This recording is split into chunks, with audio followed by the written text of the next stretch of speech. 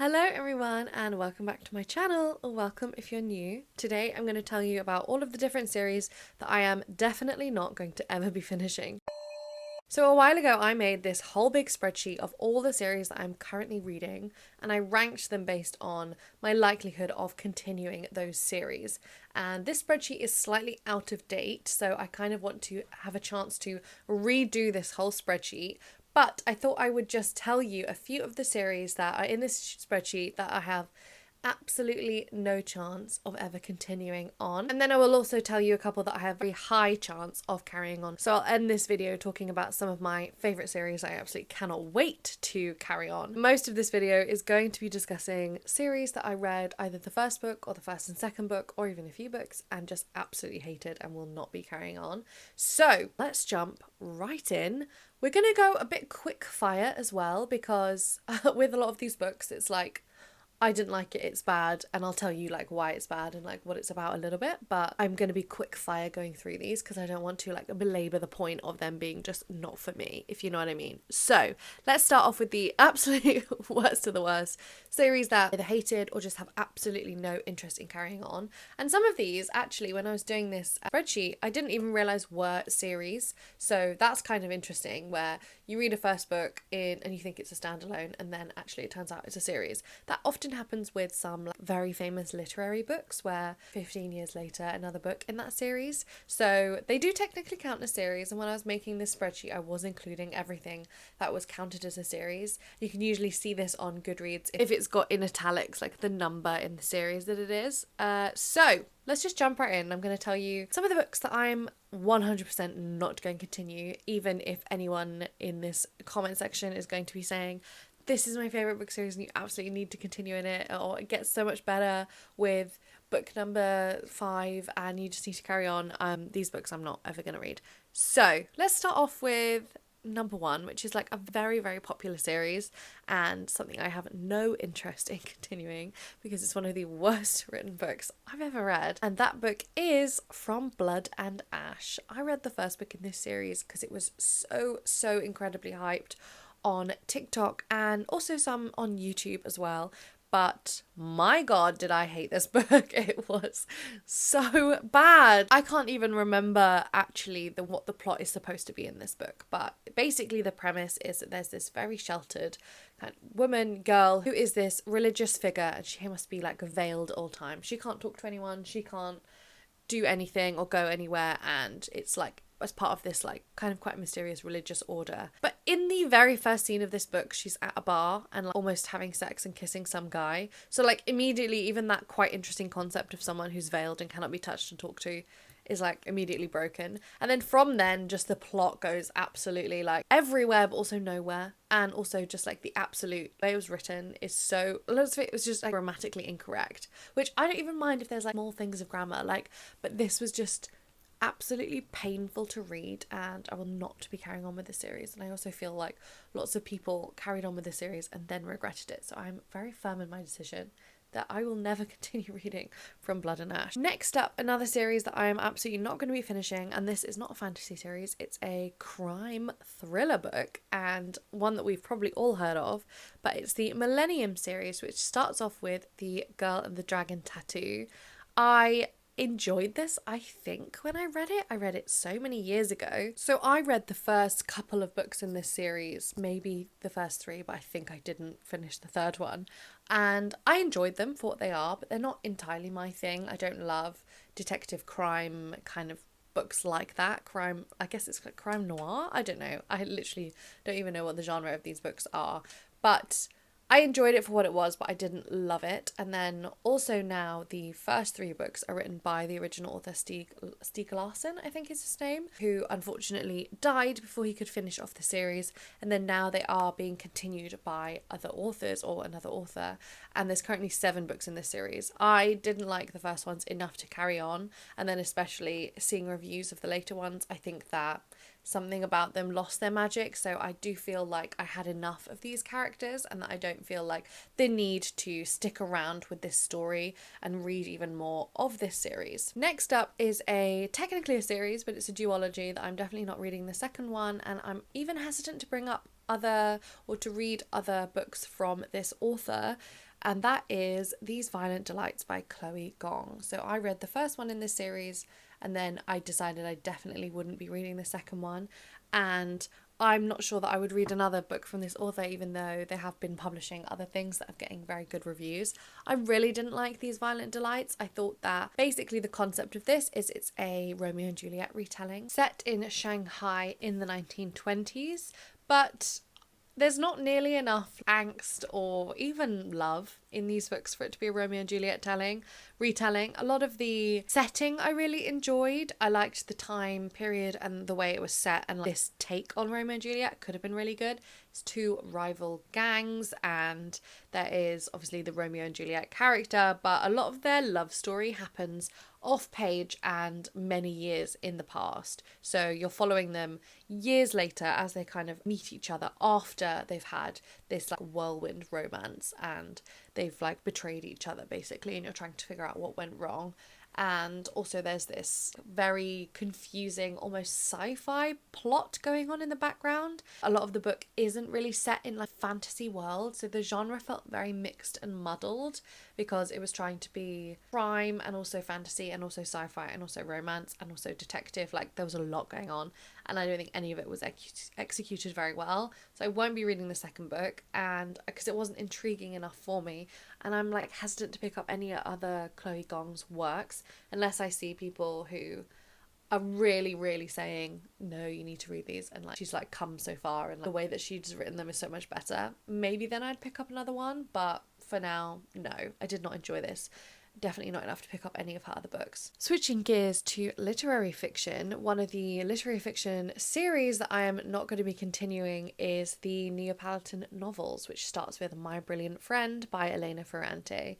I read this last year and I didn't really like it, and I was quite shocked by the fact I didn't really like it because this is so well reviewed, so beloved by so many people who are absolutely enamored and obsessed with this series and this first book in particular, but I just didn't feel it. I didn't feel that connection to this story, to these characters, and I didn't feel any pull to carry on with this series. This is a 4-book series and you're following the two main girls in the first book throughout the 4 books, I believe. But this book is basically you are following 2 girls who are best friends and you follow them all throughout their lives. So like you go from their childhood to their young adulthood. Basically, I just felt that these were quite impenetrable books to read. I wasn't able to access any of the emotional payoff that I feel like it was trying to give me, and I didn't really enjoy how they were written at all. I think that maybe part of that would be down to translation issues. These are translated from Italian, that's the original language. And I've heard that some people do complain about the translation, having read it in the original Italian. But I don't know, because I think that translators are excellent at what they do, and I do believe that such a huge novel would have been translated very well. So I'm not sure if it is that. And since I've been more open about the fact that I don't think I'll finish this series, I've had 2 reactions where some people are saying if you didn't like the first one you definitely won't like the rest of them, and then some people saying no, I carried on the series and I really got it and I really felt so much more from reading the entire series, and then it became one of my favourite series of all time. I don't think that I'm ready for that kind of risk with going in because I didn't like the first one. But let me know if that is the case for you, because I will be interested to see if that is the case for some people. I do think that these are a bit of hit and miss for lots of people, and I think for me it was just a bit of a miss. The next one I want to talk about is very timely for me personally because my tea has just got cold, but the series that I'm not going to be carrying on is Before the Coffee Gets Cold. This book and this series is so well beloved and so deeply treasured by so many people, but I didn't really like it that much. For me, these books are not my favourite. I read the first one in this series, and I believe currently there's at least 4 or 5 in this series, and oh my god, I do love the way they look. These books are so beautiful, and especially like the newest pink one that came out. I'm obsessed, and I would definitely buy it just for the cover, but I know that I won't enjoy these books or I'm pretty sure that I won't enjoy these books. Basically, the concept of these books are that there is this very special cafe where basically if someone sits in a particular chair in the cafe and is served a cup of coffee, they can travel back in time, but they can only travel back to that exact point in the cafe, and also they only have until the coffee gets cold. I love it as a concept. I love this kind of strong restrictions on this time travel element, and a lot of this book is not focused on the time travel obviously at all. It's focused really on the human connections and the journeys that the characters go through. But for me, the first book just felt like there was a real emotional depth that was missing. It felt to me when I read it like it was reading as if it was a screenplay or a script rather than a novel. And actually after I read it, I realised, or I looked up the fact that I think the author did originally write it as a screenplay, or that they have previously only written in screenplays. And that just really made sense to me of why it felt so starkly written, and also just didn't have the kind of heart that I was looking for, especially because lots of people read these books and they absolutely cry. They become emotionally devastated by them, and I was just really expecting so much more depth from this first book, and so I didn't carry on with the series, even though some people say that it gets even better. I do think that I liked the concept of the first one, but it was kind of played out already. I do feel like the next ones are just going to be a repeat of the same formula of what happened in the first one, which was already a repeat. It's like you're following a few different characters and the same kind of formula happens each time. I don't think I would enjoy reading that again and again for like 4 more books. So I'm not going to be carrying on with the series, and I didn't really enjoy the first one, which is such a shame because they are absolutely beautiful books. Now I want to talk about a few books that were in my young adult teen series era, and you'll know exactly what type of books I mean when I give you some examples. But this was books that I read and became obsessed with, but then somehow didn't finish the series, and now I'm well past the time that I could go back and finish them and get any, if any, enjoyment out of these books. So books that I'm talking about here are stuff like The Selection, or Red Queen, or the Mediator series, or what are some other ones? Some from my very early teenage, like Darren Shan and Alex Rider. I don't think I ever actually finished any of these series all the way through, but it's too far for me now to go back and finish them. I would have to reread the entire series from the beginning to remotely understand what's going on, and I don't think that I have the time or the inclination to do that at this stage in my life. I'm not against rereading some book series. Obviously, I've been reading the series of Unfortunate Events books, which I read as a young child, and I've been absolutely loving that reread. I need to actually really get back to it. But I have nothing against rereading children's series, but these ones in particular, I didn't get anything really out of. Well, I did. Like, I liked them at the time, but I don't think I'd get anything out of rereading them now. And yeah, like, their time has come and it has gone. So I'm not going to be going back to revisit any of these to complete the series. The next bit might be a little bit more controversial because there is 2 series that I do not think I'll be finishing within my favourite author's own back catalogue.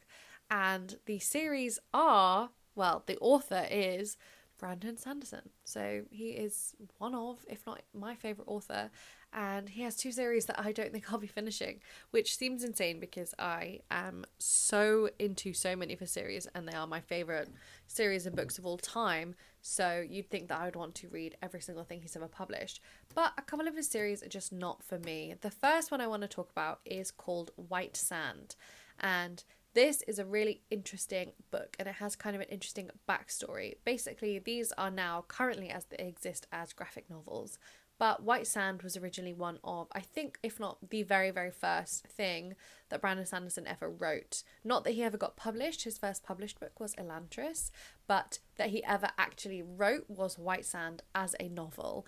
And it exists within the Cosmere, which is this wider universe of Brandon Sanderson novels.